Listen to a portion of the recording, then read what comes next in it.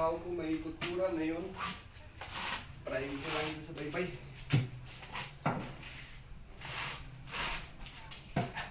Sige, wait This is not trying to do. Music drauf. Wala man music. Ja, es kommt später. Ich schneide es gleich.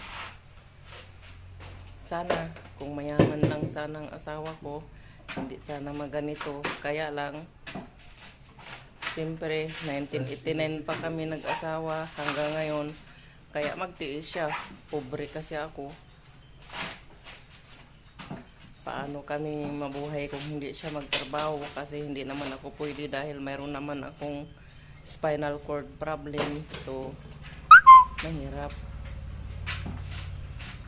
Kaya tiis talaga ang asawa ko. Kung hindi siya magkayod, hindi kami makakain, makabayad ng kuryente at kailan namin. Ganyan talaga ang buhay.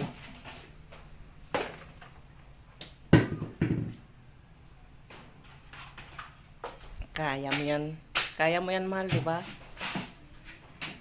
Basta sama-sama tayo sa hirap at ginhawa, kayanin natin lahat. Walang imposible.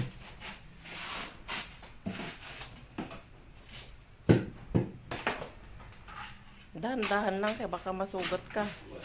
Sa bagay, ilang taon ka nagtrabaho ng ganyan? 2 taon. Alles Technik, Laptop, Technik. Dahan-dahan lang. Ayan, trabaho ko.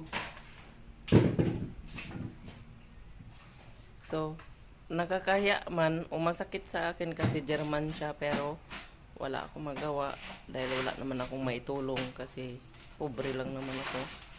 Hindi ako yung kahit wala na sinasabi pang mayroon, wala akong pakialam.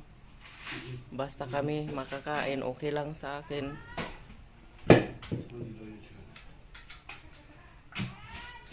Basta wala kaming ginasagasaan na tao. Naghanap buhay ng maayos ang asawa ko dito sa Pilipinas. Mula noon hanggang ngayon, 1989.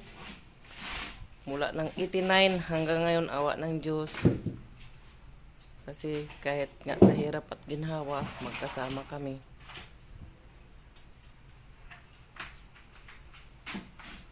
So, ay minutin na shots. Die machen wir das auch. Let's do das auch.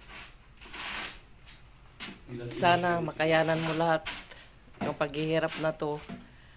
Sa bagay, matanda na tayo. Kung kailan tayo kunin ng Diyos. Di, pasalamat tayo hanggang ngayon. Makakahinga pa rin tayo. Okay.